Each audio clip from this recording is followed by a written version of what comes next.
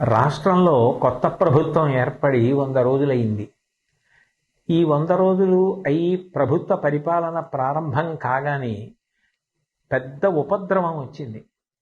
కృష్ణానదికి గొప్ప వరదలు రావడం, ఆ వరదల్లో ఎన్నో వేల కుటుంబాలు నిర్వాసితులు కావడం, ప్రజలు అన్నవస్త్రాలకి అలమటించడం లాంటివి కూడా సంభవించాయి.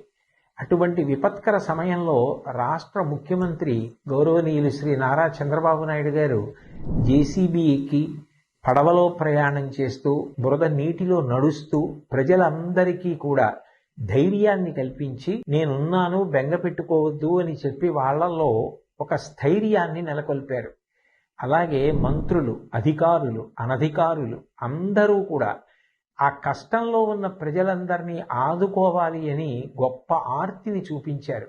ఈ సందర్భంగా ప్రత్యేకించి ప్రస్తావించవలసిన వారు పారిశుధ్య సిబ్బంది. అనేక పురపాలక సంఘాలలో పనిచేస్తున్న వారందరూ కూడా విజయవాడ పట్టణానికి చేరుకుని అక్కడ అంటువ్యాధులు ప్రబలకుండా ఉండడం కోసం బ్లీచింగ్ చల్లడం లాంటి కార్యక్రమాలు నిర్వహించడంతో పాటుగా మంచినీటి సౌకర్యం ఏర్పాటు చేయడం, నిత్యావసర వస్తువులు అందచేయడం, ఇవన్నీ కూడా యుద్ధ ప్రాతిపదికన చేశారు. స్వచ్ఛంద సంస్థలకి సంబంధించినటువంటి అనేక మంది సభ్యులు, ప్రజలు, వ్యాపార సంస్థలు, విద్యా సంస్థలు ఇతోధికంగా విరాళాలను ప్రకటించాయి.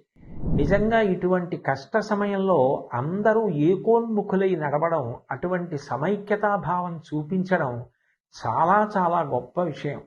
భాగవతంలో పోతన గారు ఒక మాట అంటారు, పరహితము చెయ్యునెవ్వడు పరమహితుండగును భూత పంచకమునకును, పరహితమే పరమధర్మము పరహితునకు నెదురు లేదు పర్వేందుముఖి అంటారు. పరుల యొక్క హితం కోసం ప్రవర్తించే వాళ్ళు ఎవరుంటారో వాళ్ళకి పంచభూతాలు కూడా సహకరిస్తాయి. ఇటువంటి కష్టకాలం వచ్చినప్పుడు ప్రజలందరూ కూడా ఒకే త్రాటి మీద నిలబడడం, అంత గొప్ప సమైక్యతా భావంతో కష్టంలో ఉన్న వాళ్ళందరినీ ఆదుకోవాలని ప్రయత్నించడం చాలా చాలా గొప్ప విషయం.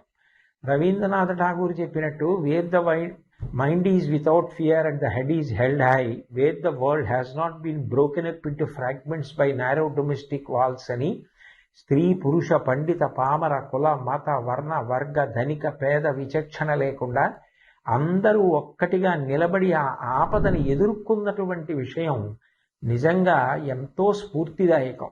రాబోయే కాలంలో కూడా సుపరిపాలన ప్రభుత్వం అందించడానికి, ప్రజలందరూ సమైక్యంగా ఉండి ప్రగతి బాటలో నడవడానికి కావలసినటువంటి మంచి బుద్ధి వైభవాన్ని పొందడానికి భగవంతుడు తన ఆశీర్వచనాన్ని అందించాలని, ఈ రాష్ట్రం బాగా వృద్ధిలోకి రావడానికి అది కారణం కావాలని నేను భగవంతుణ్ణి ప్రార్థన చేస్తూ, నిజంగా ఈ కష్టకాలంలో అంత గొప్పగా నిలబడిన అందరికీ నా హృదయపూర్వక నమస్కారాలు తెలియచేస్తూ సెలవు తీసుకుంటున్నాను. స్వస్తి.